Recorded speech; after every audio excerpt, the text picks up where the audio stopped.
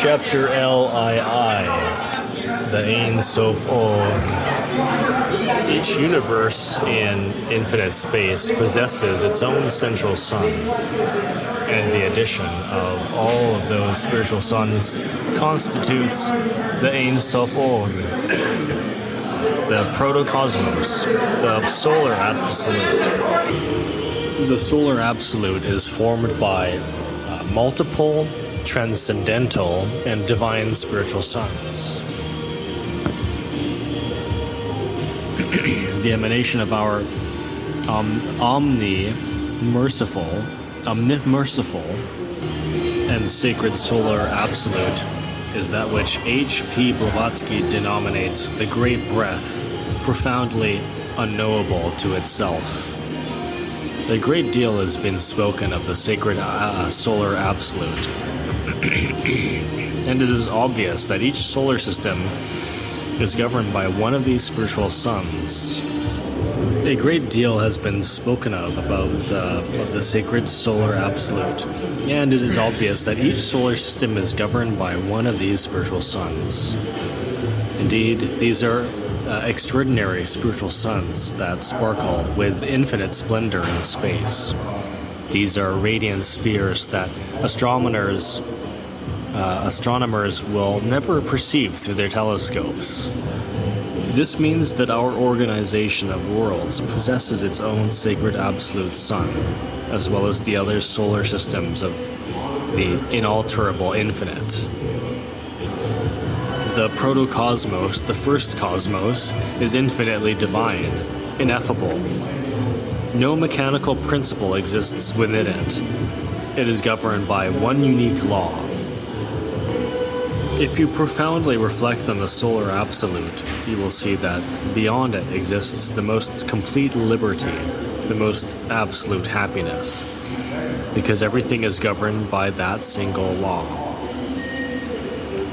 Unquestionably, within the sacred solar absolute, in the central spiritual sun of this system in which we live, move, and have our being, there does not exist any type of mechanization. Therefore, it is obvious that the most complete blessing reigns there.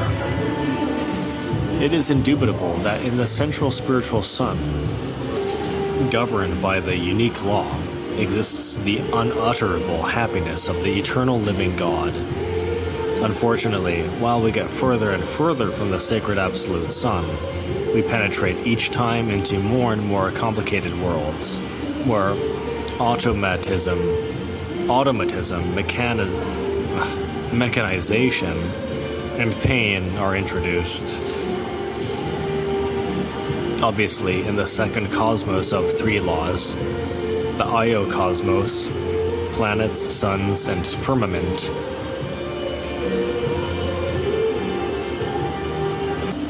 joy is incomparable because there is less materialism. In that region, every atom processes only 3 atoms of the absolute within its interior nature. How distinct is the third cosmos, the macrocosmos, our galaxy, the Milky Way, which is governed by 6 laws.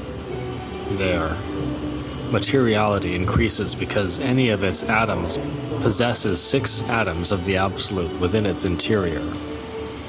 By penetrating into the fourth cosmos, the deuterocosmos, our solar system, which is governed by 12 laws, we find more dense matter due to the concrete fact that any of its atoms possesses 12 atoms of the absolute.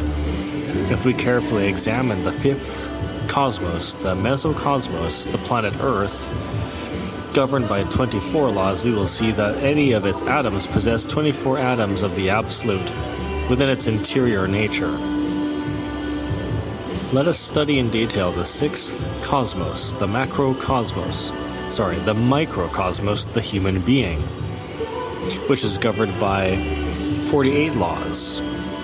We will see by means of divine clairvoyance that any atom of the human organism possesses 48 atoms of the absolute.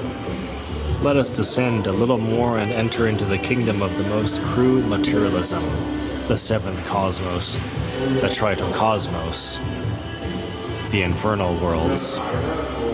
We will discover that under the crust of the planet where we live, the first infradimensional zone governed by 96 laws exists. The density of this region has increased frightfully because any atom possesses 96 atoms of the absolute within its intimate nature. In the second infernal zone, every atom possesses 192 atoms of the absolute. In the third zone, every atom possesses 384 atoms of the absolute, etc., and so on. And the materialism increases in a very frightful and horrific way. Obviously, we become independent in a progressive way from the will of the absolute when we fall into the complicated mechanics of this great nature, when we become submerged within more and more complicated laws.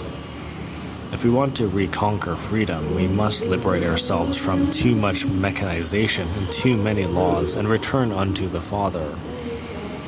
Clearly, we must fight in a vigorous way in order to liberate ourselves from the 48, 24, 12, 6, and 3 laws in order to really return to the sacred, absolute sun of our solar system.